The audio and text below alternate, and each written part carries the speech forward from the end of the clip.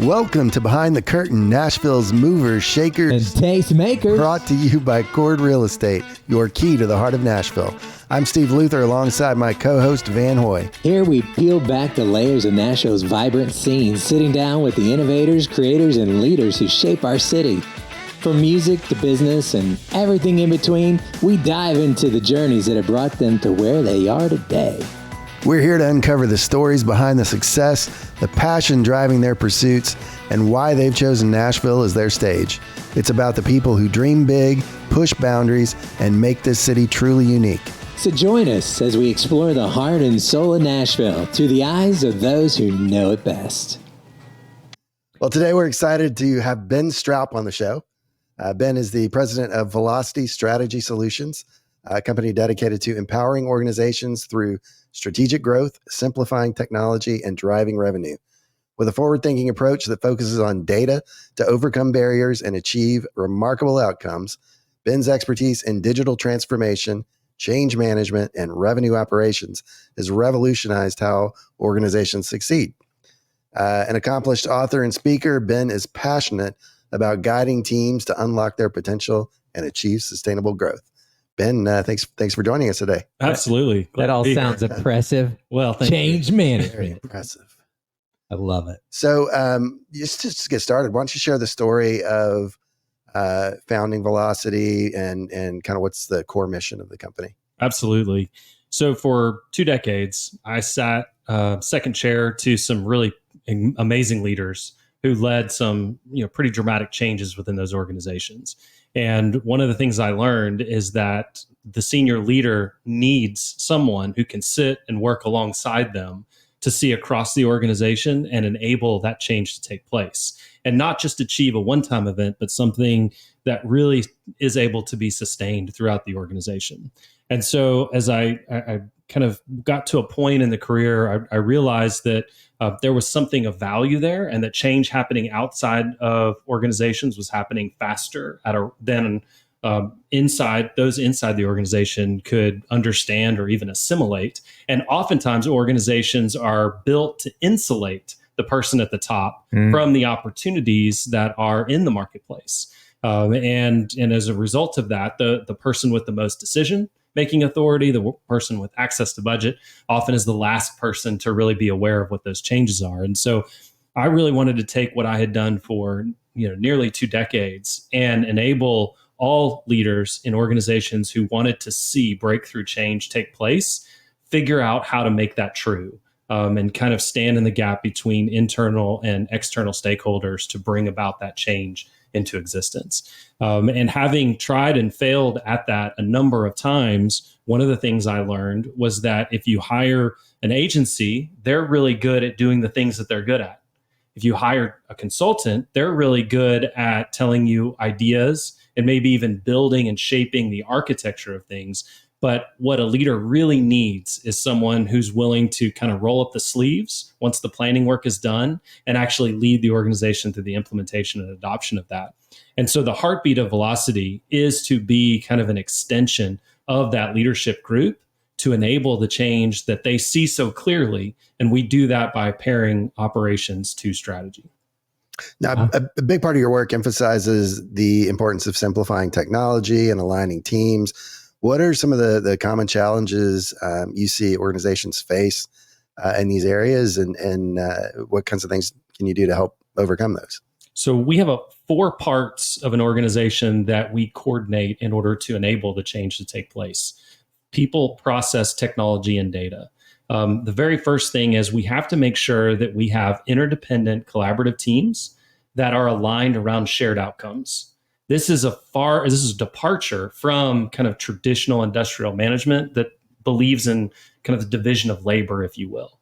So we need to actually surround a challenge with a 360-degree view, and we need to empower that team to actually deliver that change that's possible. So you don't want just the sales team leading the change. You want sales, and you want operations and finance and all the different parts of the organization to do that. So once we have that group aligned with the makeup necessary in order to lead the change, then we have to decide how we're going to work together, both within the team and how that team relates to the rest of the organization.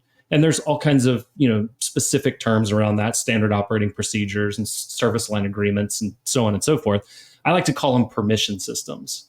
And when we don't explore those and explicitly discuss those, then we tend to default back to current reality and known behaviors that are often inherited by watching others that we've seen in the organization. And if you're trying to change, you are in essence trying to do something that's never done before. So you need to actually think about what you're doing and how that affects others. Once we have that, then we institutionalize the way that team wants to work with technology. And I think the problem is that too many times organizations look at technology as the solution, and then they try to map how they work around the technology instead of deciding how they want to work and then finding the technology to be able to actually achieve that and enable that to be true. And then the last part of it, if we do those first three really well, then we have designed a capture and a collection system for data that allows it to be stored in structured and unstructured environments, which then allows us to capture insight and value from that, which we can play back to the team in role-specific areas. So that they are seeing relevant real-time data as they're moving through the change that influences day-to-day activity, and they can see long-term trend data that gives them confidence that the change that they're seeking to make is actually possible and that they're making progress. So do you have issues with buy-in on this? Like when there's a primary leader, does that person bring you in, or is it somebody on part of the team? It's like, hey, we need this, and they have to sell it up the chain. So we almost exclusively are brought in by those at the leadership group. So I would say, depending on the size of the organization, director, vice president level and up, many times is directly with the C-suite. And these are individuals who have very qualified, capable team members inside their executive team. But for whatever reason, they've tried and they have not succeeded at doing this. And a lot of times it's because the methods that we are bringing to the table have not yet kind of normal operating procedures for how those teams get done. CEO walks in, says, I want this change, hands it off to the technology person. And what happens? It becomes a technology problem. Mm-hmm. CEO says, I want this data, hand off to the BI person. It becomes a business intelligence problem. And instead of, we have to actually all surround that opportunity, and we have to understand what do we know and what do we don't, and what don't we know? And then how do we expand and create meaning and value out of that? So you stay integrated with all those different teams. Absolutely. And the reason why we need to enter at the top of the organization is not because we're special. It's because that view... I always like to think I'm special. That view actually sees across the organization and is synthesizing the details of it. It also is the key stakeholder in possessing the decision-making authority and the access to budget to actually enable that change to take place. Wow. Isn't that nice? Back when I was in the music, somebody would want to, you want to sign a band at a label. The president of the label would go, okay, we're signing this band. Everybody jump on board. No, you'd have to do the label head might like you, or the head of A&R might like you, or somebody's into you. Then they do a showcase, and you'd have to bring in marketing and sales and PR. You had to bring in all the different elements. And you had to sell them all on the band, not just the head guy or gal. So isn't that nice? Just getting to make a decision and everybody jumps in. Yeah, I'm kind of curious. I'm not sure it's that simple, but it certainly requires executive level buy-in to achieve systemic change. That's good. I'm kind of curious what types of organizations you typically work with, because a lot of this seems very corporate, and for us, we have the interesting wrinkle of, most real estate agents, the way it works is they're independent contractors. Right. And so trying to force them to use any particular systems or things like that can be very, very difficult. Do you work with organizations that have sort of different structures like that? And are you able to get buy-in somehow, and how does that work? Do you only work with major corporations? Free advice while we're here. Yeah, there you go. Absolutely. Of course we do. And when you look at, we work with organizations of all sizes, and we are what we call industry agnostic. The problem of trying to build what we call the growth architecture to support and sustain the change is something that's true inside every organization. It just looks different at different stages. Right. And the good news is once you figure it out, it probably needs to be broken and rebuilt anyway. That's the elasticity and agility that's required in today's world. But one character or one type of organization that we've worked a lot with in the financial services or the consulting space, professional services, often have decentralized networks of individuals that are out in the field. They all, whether it's a law firm, accounting firm, real estate firm, it's all the same thing. And really, truly, there is resistance across all of those. We always default to what's most comfortable for us. And what we find, particularly in those types of organizations, and I would imagine you'd find this as well, is that they tend to be what we call results-oriented individuals, which means that they're going to continue current course and speed until they determine that a new idea is good or better and will net them good or better results than what they're getting right now. And so it's not necessarily resistance. We just haven't done the work necessary to be able to help them observe the friction and the flow within their own business. And then how do we invite them in to explore the possibilities of what that might look like? I like that. Invite them in to explore. We got to use that.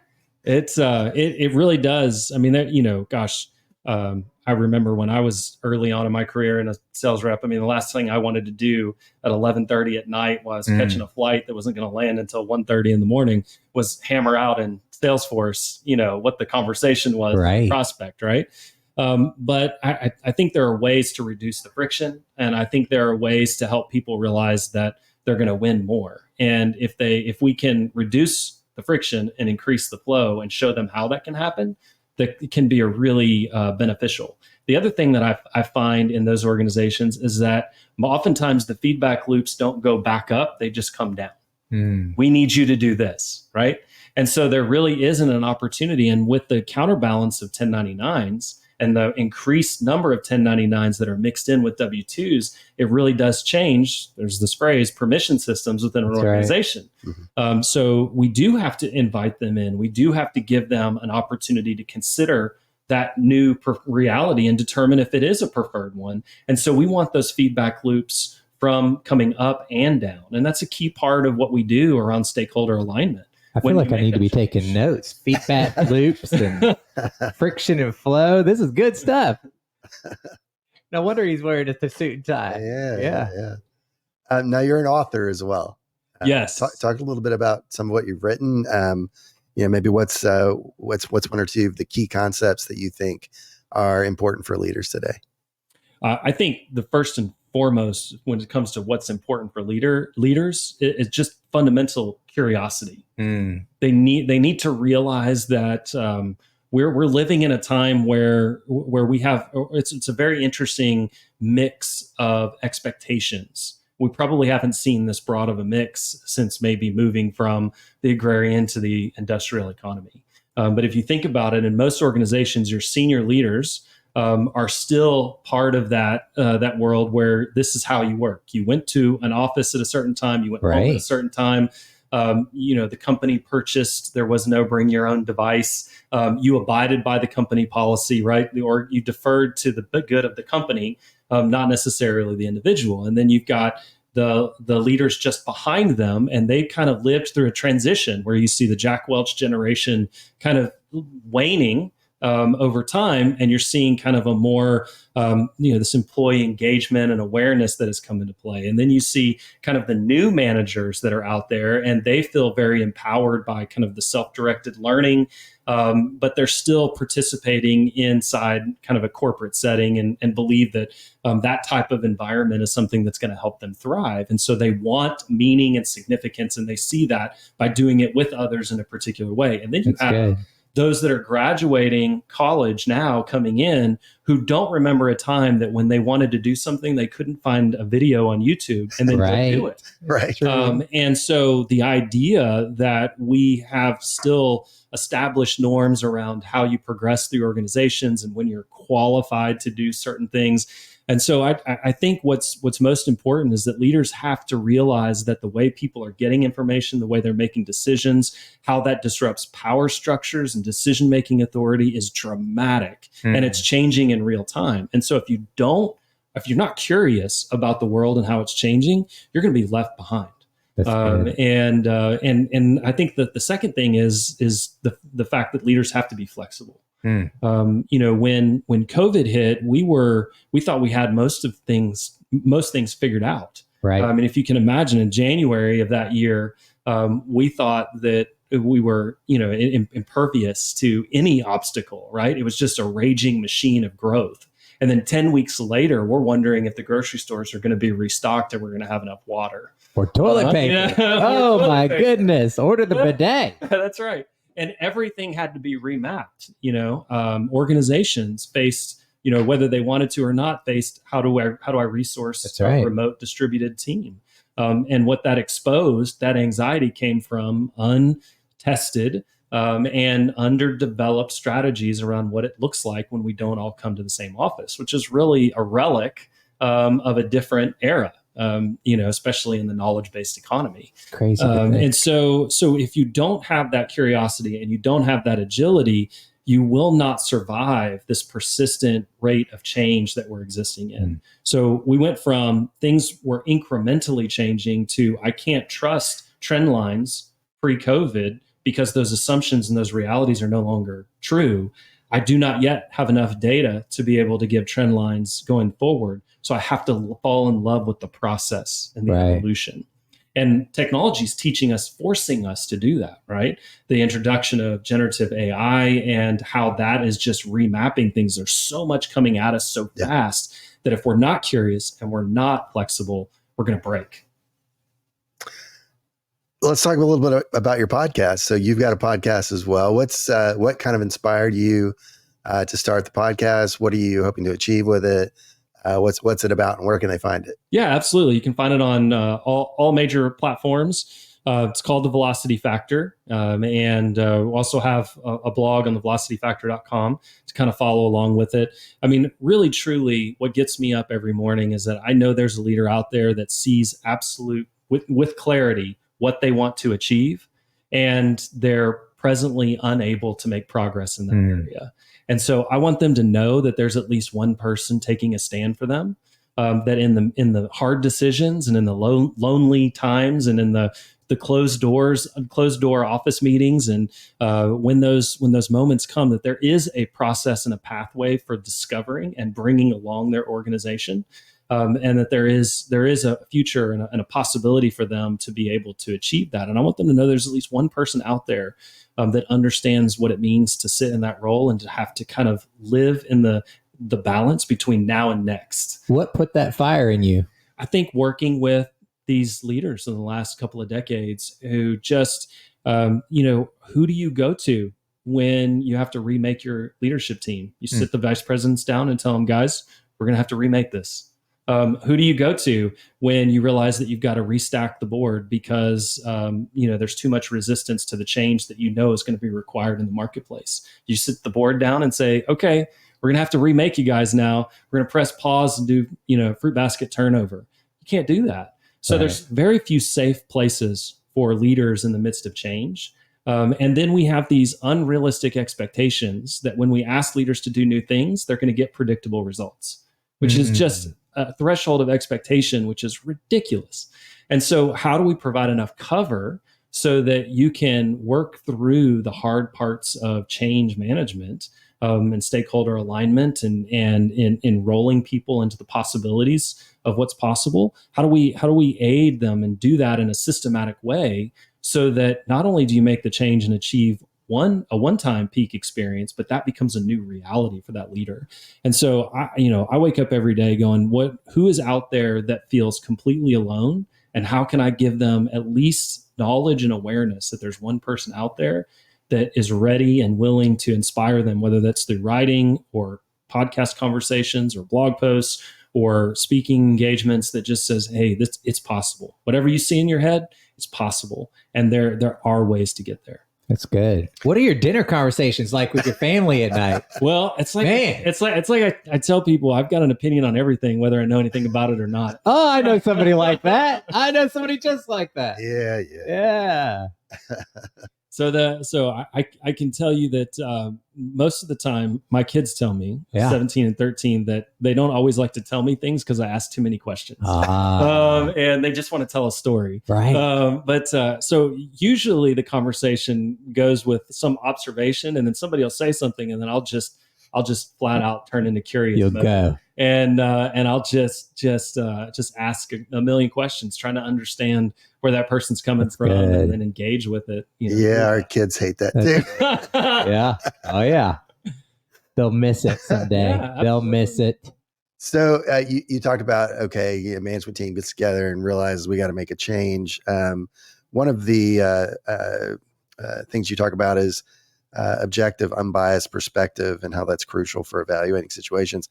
Give an example of that, kind of how that what that looks like, and how that impacts strategy. So there's two sources of that. A lot of times, particularly in more mature organizations, the tenure of the leadership team tells me how long it's been since at least the maturity of the ideas that are being colored by things that are happening outside the organization versus in the organization. So when I'm working with a leadership team in the average 10 years, 20 years, that represents somebody who's been inside the organization long enough to not have early or more recent experience with what's actually happening in the marketplace. Right. And so you start to see drift that comes out like, well, nobody really understands what we do, or nobody does what we do but us, or this has always worked. And they start to limit what their learning capacity is because they don't think anybody else can teach them anything. The second thing that comes from that is confirmation bias, which is really informed by their own past experience within the organization and their own success. And the truth of the matter is, what has made people successful in the past isn't necessarily what's going to make the organization successful moving forward, right? This is the the chief revenue officer that says, back in my day when we needed to raise revenue, we just pulled out the books from the local chamber of commerce and the book of lists, and we started calling, right? And we just made enough cold calls that we found buyers, and that's how we did it. Teaching old dogs new tricks. Yeah, and everyone in the room just kind of goes, okay. Yeah. No, thank you very much. And moves on. And so, I think what we try to do is we try to clarify what people are saying, right? Challenge by bringing kind of a different perspective to test it, to get it really withstand what needs to be, the problem. And then most important, can we all agree what the problem is? And if we can all agree what the problem is, can we all agree the source of the problem? And if we can all agree on the source, can we all agree on the possibilities, or at least participate in shaping those possibilities? And then how do we prioritize them and decide to do that? We call that anywhere from same page conversations to just decision support. But many times we talk around opportunities and problems. We don't talk with each other about them. And so we have kind of a 2-day process that we go through. And the first, you'll appreciate this so affectionately. This is not the technical term, but I call it passion vomit.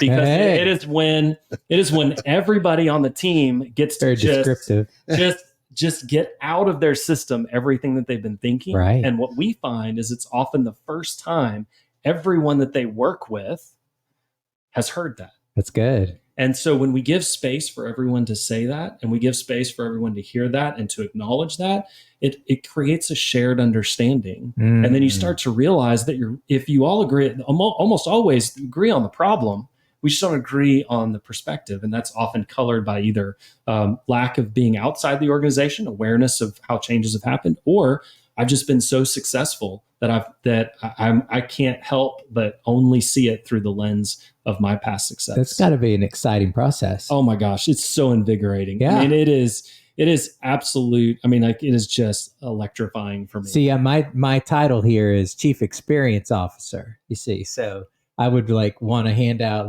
custom air sickness bags with our logo on it, when you do that and that whole exercise, okay, here we're going to do our passion vomit. Is that what passion, right? Yeah. That's it. We're going to pass those out. Okay, here we're going to put this, it's like write it down and stick it in, Absolutely. I love it. Yeah, no, that's a great idea. I might actually borrow that. That's fantastic. Thank you very much. I like to say it's fantastic. What can I say?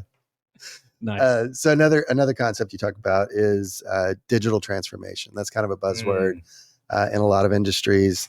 From your viewpoint, what does a successful digital transformation look like, and what are kind of the key elements of success? Absolutely. So using those buzzwords. It means so many different things. I kind of look at digital transformation, the way we use that word today, kind of like how we use social media as a phrase back in 2004, 2005. Right. Howard Dean had just introduced the world to blogging, and everyone had a blog. That's right. And we completely misused the terms. We didn't know what it was. We called a blog post a blog. Hey, Disney even had the dog with a blog. Come on. We called Twitter tweeter. Like it's just complete. There's an overuse and a lack of shared understanding, and it's because it's new, right? Because everyone's trying to lay claim to what that is. But I think digital transformation is pretty straightforward. It is, how can we be more efficient and effective at what we're doing, right? And those two things have to be in balance, right? It's level of effort and rate of completion. Those are the two things that drive momentum, or as we like to say, velocity. I was hoping you were going to say it. I was just sitting here hoping he would say that. And so you have to understand, how can technology help us achieve things? And if we're still passing files around and getting human signatures around the office, like that can be done a better way. But isn't it nice and just heartwarming to just physically sign and read and touch? I was sitting here alone, people. I'm all alone. I'm a scan it and shred it kind of guy. That's these guys too. There's no doubt. I want to be able to access anything, anywhere, anytime, any place. That means it's got to be. You're good company here. Phone is my office. That's right. So that's really the efficiency part, but the effectiveness is, what feedback can it give us about again, that idea of friction and flow that can help us identify maybe things that we couldn't see, or maybe we only could intuitively feel, or gives us a much more holistic perspective of what that experience is for everyone across the board. And then that allows us to be responsive to it. So it's almost like getting a superpower to managers, right? Because it finally says, okay, if I'm not getting enough action in the speed, then that probably is the result of ambiguity or complexity. So how do I get rid of that? And if you solve it one time, it's likely going to need to be solved again. So how do we then create institutional memory so that we understand that? And so the more that the more inputs that we can create, efficiency, and the more outputs that we can display back, it gives us a sense of like walking through the business world with the dashboard of our car. Just because it was like, in teaching my oldest to drive, just because it says 40 miles an hour, if the person in front of you is going 30, you have to adjust. Right. You don't get to go 40 just because it's, legal. You're constantly course correcting. You're constantly adjusting to a number of things. And I think digital transformation is enabling people to be successful with the least amount of friction, the maximum amount of effort on their part being put to the things that are really skilled type work. Where it's judgment calls, or it's making the key decisions that are going to make a dramatic difference on the bottom line and in the overall just success and growth of the organization. And do what they do best. Yeah, absolutely. It's the misnomer is digital transformation is about technology. That's not it at all. It's about reimagining how people work. That's good. So it seems like there's so much data collected nowadays, just a ridiculous amount of data. How do you see the role of data driving strategic decisions, operational efficiency? Maybe more importantly, how do you see data governance evolving? And what advice do you have for organizations to effectively manage and utilize all this data? Yeah, and we are in the data world. I kind of liken it to turning 21, and we finally don't have to have the fake ID or know the bouncer at the back to get us into the bar. Not that any of us ever did that. No, not at all. Not at all. I think the statute of limitations is beyond that. But so we have all of it, and just like we did at that point in our lives, we did it because we could, and no one was going to tell us no. And so we've got all of this collection of data, but we haven't thought about how do we create meaning from it. And that's because of a couple of things. One, it's new, but the other thing is we haven't invited everybody to the table to create meaning out of it. And so we have to now that we've got all of it, we've got to figure out what to do with it. How do we create How do we use this material good, if you will, and use that to build things and make better decisions? And how do we empower that to actually extract the value from it? And that happens in structured and unstructured ways. And so we have to have that conversation. And data governance is huge. And data governance in the past, because it's typically, the strategic mind that comes in and says, we need to figure out how to use data. Now that's a technology problem, right? Well, the technologist is always going to interpret data from a technology perspective, just like strategy is always going to interpret technology from a strategic perspective. The problem is you need those two characters. You actually have this whole theory around the four minds. You need strategy, operations, technology, and data. All those together, working together in order to extract value out of digital transformation. And so once you figure out what you want to find, how do we get it in a trustworthy and repeatable way? And then how do we access it? And then once we eliminate the access point, like who needs to see what, when, and why, now becomes the hard part. See, the technology and the data part is actually very solvable. We may have to mature some of our processes. We have to think through some things, but that's solvable. The other problem we have is a human problem.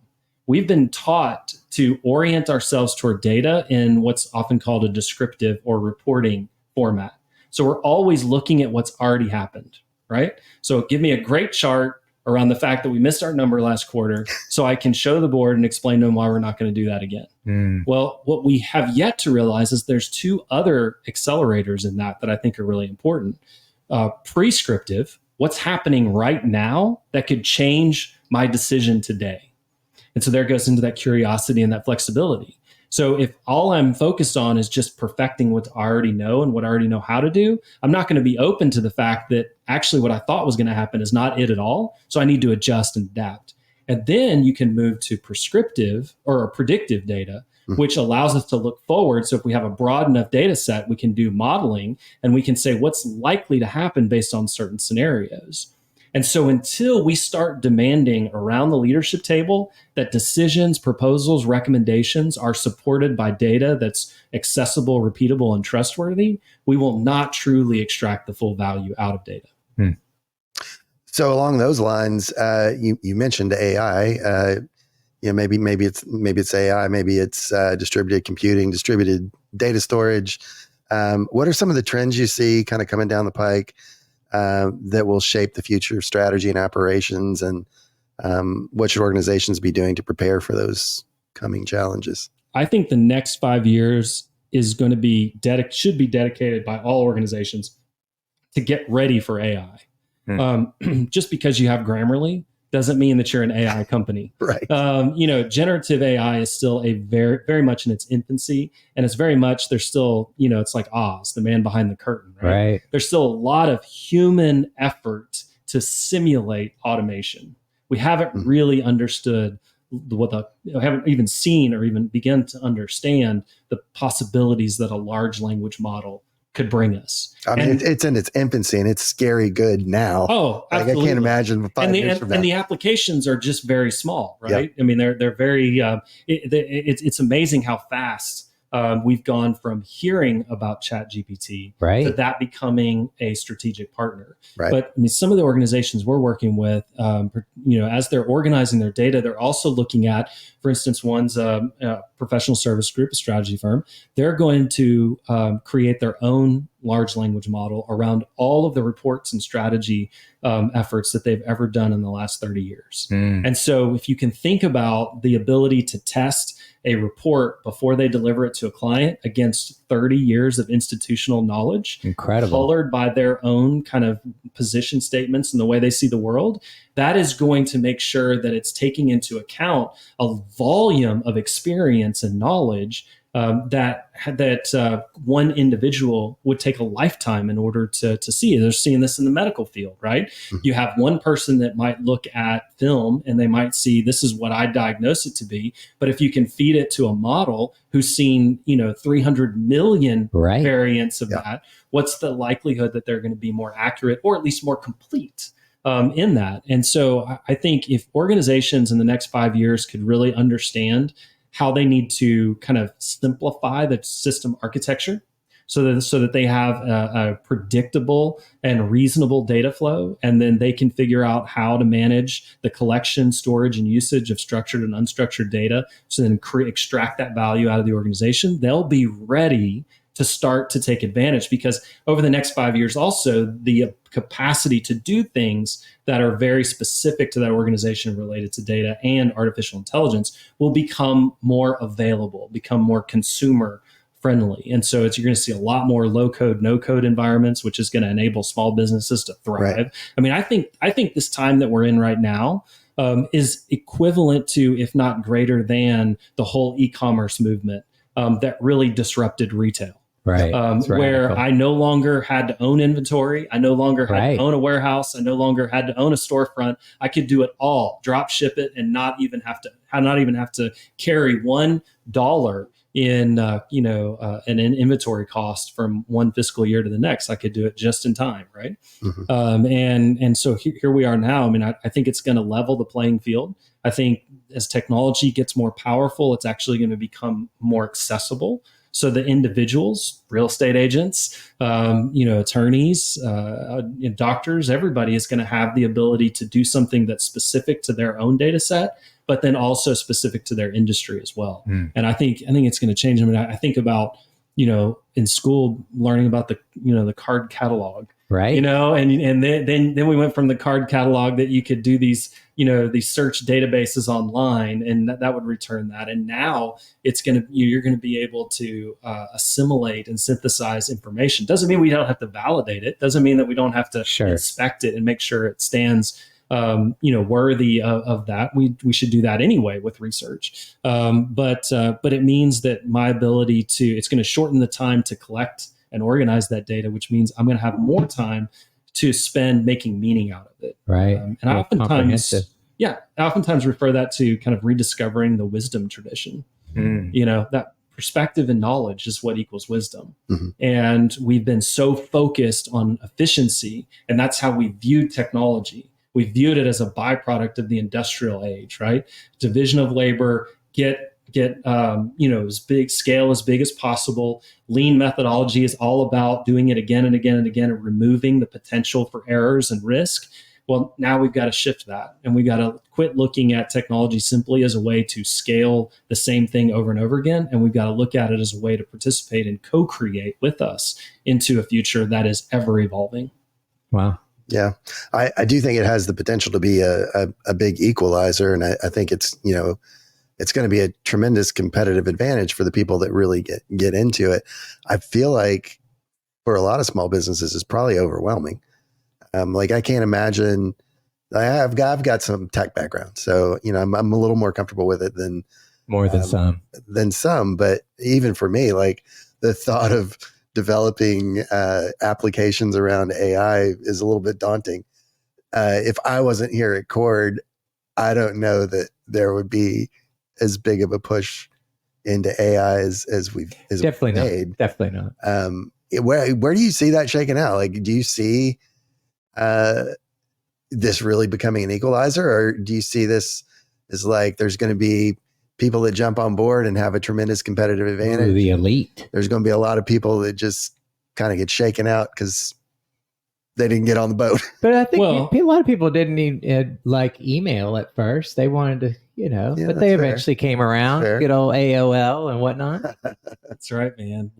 We loved those CD-ROMs coming in the mail, right? Absolutely. I mean, I still remember going to CompuServe, right? And buying software out of a box. It was exciting. With a stack of diskettes, right? And all the books and pictures. Absolutely. And the computer clubs, and, where the reps would come and feature all the software that was coming out. And, new software came out once a year, or we twice get a year. There eventually. So us slow people. I think there have always been people that have been slow to adopt, right? Mm-hmm. And that's okay. I mean, that whole law of diffusion of innovation, right? Right. There's certain people that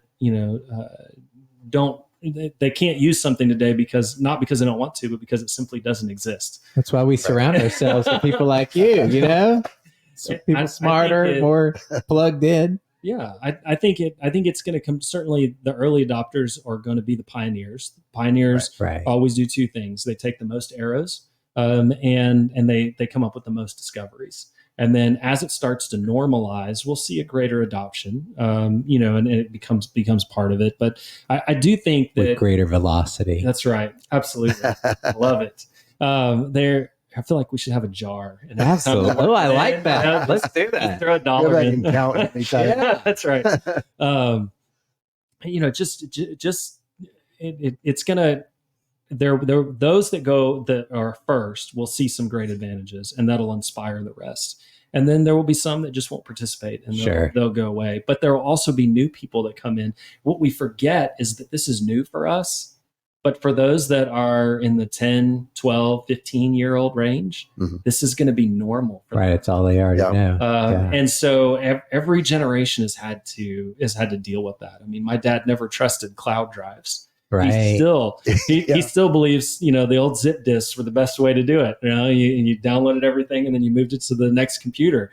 And so it just, it's going to naturally become part of what we do. I think about how long it took. I remember using DocuSign in 2010, 2011, right? I would frequently get calls from clients or prospects and say, my legal department says I can't sign this because it's digital. So what we did, right, is we faxed each other. We signed it and then we faxed it back. That's somehow more trustworthy, right? The ink is so diluted you can't even read the terms of the agreement. I used to love my fax machine with the little dot at the end. What's the the early ones, right? They had the little plastic paper that had kind of like the film on it. Yeah. So and it would always around the edges was dark black. And that's right. For sure. And then, of course, somebody picked up the phone while it was in this. Yes. Then it broke. It was over. The dial up, and you had to start all over again. The good old days. That's right. Well, Ben, it has been an absolute pleasure. Are you saying it's over? Well, you're so rude. This is good. If someone wants to reach out, what's the best way to get a hold of you? You can find me on LinkedIn, Ben Stroup, STROUP. You can check out velocitystrategysolutions.com. It's the website. If you're interested in the blog or the podcast, go to thevelocityfactor.com. And then if you're interested in just learning about me, benstroup.com. Good stuff. Awesome. Well, thanks again. Enjoyed having you, and we'll see you guys next time. Yeah. Appreciate it. It was a blast. Well, that's a wrap on today's episode of Behind the Curtain, Nashville's movers, shakers, and tastemakers. We hope you've been inspired by the stories of passion, perseverance, and innovation right here in Nashville. A big thank you to our guests for sharing their journeys and to you, our listeners, for joining us. And of course, our gratitude to Accord Real Estate for making this conversation possible. Don't forget to follow or subscribe to our podcast on your favorite platform. Thank us. Yes, you did. Oh, I guess I did. Well, thank us. Okay. Like I was saying. Oh, yeah. Don't forget to follow or subscribe on your favorite platform to catch every episode and hit that notification bell. We've got plenty more fascinating guests lined up, ready to share their insights and inspirations. And we love hearing from you. So reach out to us with your thoughts, questions, or suggestions for who you'd like to hear from next. Until next time, keep chasing your dreams and making your mark in Nashville. Oh, my goodness. Remember, am I talking to Casey it's Kasem? the people behind the scenes that make the city shine. I love it. Take care. See you behind the curtain.